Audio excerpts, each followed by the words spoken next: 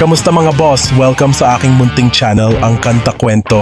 Sweet Child of Mine at Smoke on the Water nga ay minani lang ng apat na magkakapatid sa Mission Souls na sila, Naces nga para sa bass guitar, Nacia para sa lead guitar, Stacy nga ay para sa rhythm guitar at vocals, at ang batang-batang si Isia o Ice para sa drums. Grabe nga, mga kakwento. Live nga nilang tinugtog ang dalawang awitin na ito sa kanilang nakaraang pag-front act sa sikat din na real-life couple singers na sila Jasper at Jaquizel Numok o mas kilala bilang Don Petok. Yan nga ang ating pag-uusapan ngayon mga kakwento. Ngunit bago tayo mag-umpisa, kung bago ka dito sa ating channel, hihingin ko po muna ang inyong like at subscribe bilang suporta sa ating channel.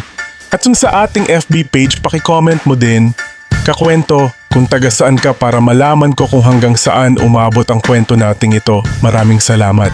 Sweet Child of Mine, marami ngang naghihintay sa kanilang studio version nitong kantang ito para i-cover at para mas marinig ng malinaw ang kanilang mga banat sa instrumento ng awiting ito. Ang Sweet Child of Mine ay isang kanta ng Amerikanong rock band na Guns N' Roses na inilabas sa kanilang debut studio album na Appetite for Destruction noong 1987.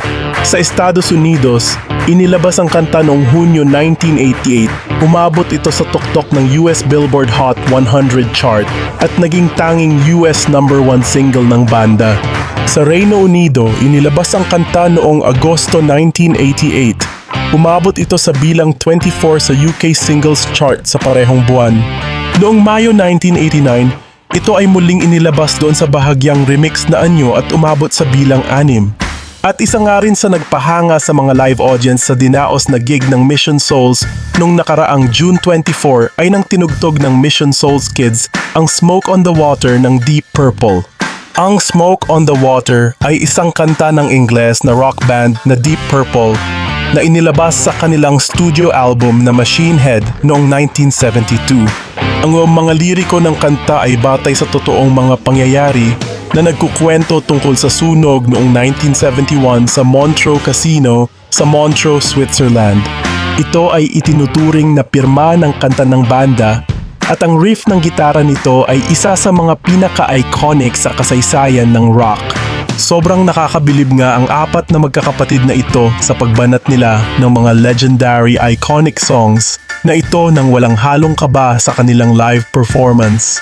Makikitang ang Mission Souls Kids nga ay sobrang sanay na sa exposure on stage at lalo pang humuhusay ang kanilang mga kaalaman sa mga instrumento at ganun din maging ang vocals nga ni Stacy ay unti-unti nang nagmamatured at sobrang bagay nga sa kanyang boses ang mga ganitong genre.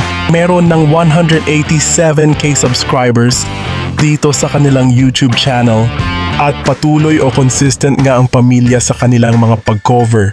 Kagaya ng mga nakaraan nilang upload gaya ng Top of the World, Such a feeling's coming over me. There is wonder in most everything I see.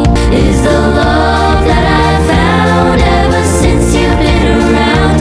Your love's put me at the top of the world.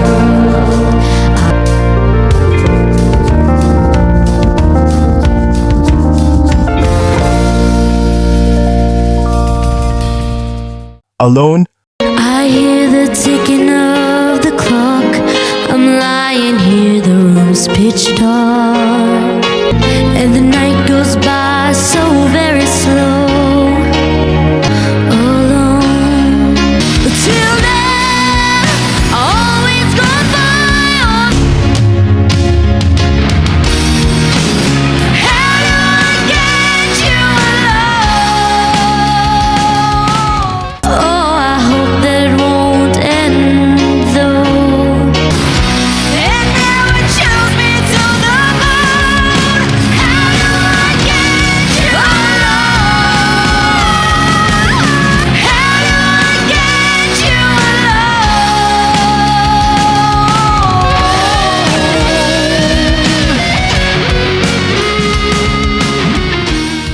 at Bad Medicine. Your love is like bad medicine. Bad medicine is what I need. Oh, there ain't no doctor that can cure my disease.